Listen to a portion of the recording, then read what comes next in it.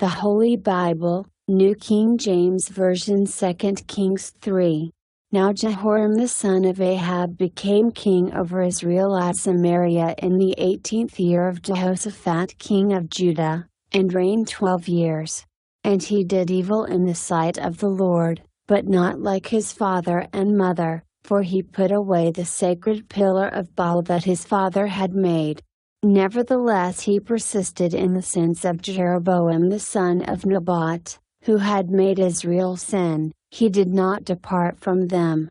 Now Mashal king of Moab was a sheep breeder, and he regularly paid the king of Israel 100,000 lambs and the wool of 100,000 rams. But it happened, when Ahab died, that the king of Moab rebelled against the king of Israel. So King Jehoram went out of Samaria at that time and mustered all Israel. Then he went and sent to Jehoshaphat king of Judah, saying, "The king of Moab has rebelled against me. Will you go with me to fight against Moab?" And he said, "I will go up. I am as you are, my people as your people, my horses as your horses." Then he said, "Which way shall we go up?" And he answered, "By way of the wilderness of Edom." So the king of Israel went with the king of Judah and the king of Edom, and they marched on that roundabout route 7 days, and there was no water for the army, nor for the animals that followed them. And the king of Israel said, "Alas! For the Lord has called these 3 kings together to deliver them into the hand of Moab." But Jehoshaphat said, "Is there no prophet of the Lord here, that we may inquire of the Lord by him?" So one of the servants of the king of Israel answered and said, "Elisha the son of Shaphat is here, who poured water on the hands of Elijah." And Jehoshaphat said, "The word of the Lord is with him." So the king of Israel and Jehoshaphat and the king of Edom went down to him. Then Elisha said to the king of Israel, "What have I to do with you? Go to the prophets of your father and the prophets of your mother." But the king of Israel said to him, "No, for the Lord has called these 3 kings together to deliver them into the hand of Moab." And Elisha said, "As the Lord of hosts lives, before whom I stand, surely were it not that I regard the presence of Jehoshaphat king of Judah, I would not look at you, nor see you. But now bring me a musician." Then it happened, when the musician played, that the hand of the Lord came upon him. And he said, "Thus says the Lord, make this valley full of ditches.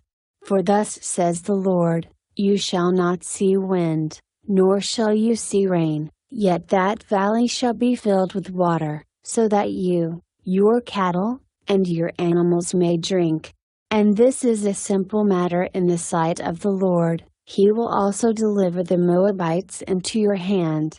Also you shall attack every fortified city and every choice city, and shall cut down every good tree, and stop up every spring of water, and ruin every good piece of land with stones." Now it happened in the morning, when the grain offering was offered, that suddenly water came by way of Edom, and the land was filled with water. And when all the Moabites heard that the kings had come up to fight against them, all who were able to bear arms and older were gathered, and they stood at the border. Then they rose up early in the morning, and the sun was shining on the water, and the Moabites saw the water on the other side as red as blood. And they said, "This is blood. The kings have surely struck swords and have killed one another. Now therefore, Moab, to the spoil."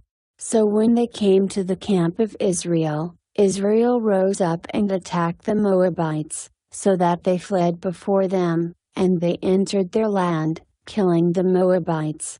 Then they destroyed the cities, and each man threw a stone on every good piece of land and filled it, and they stopped up all the springs of water and cut down all the good trees. But they left the stones of Kir-Hareseth intact. However the slingers surrounded and attacked it.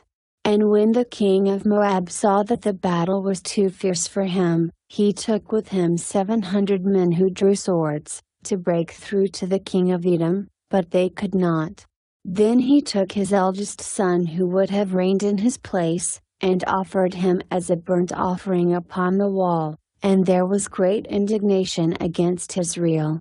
So they departed from him and returned to their own land.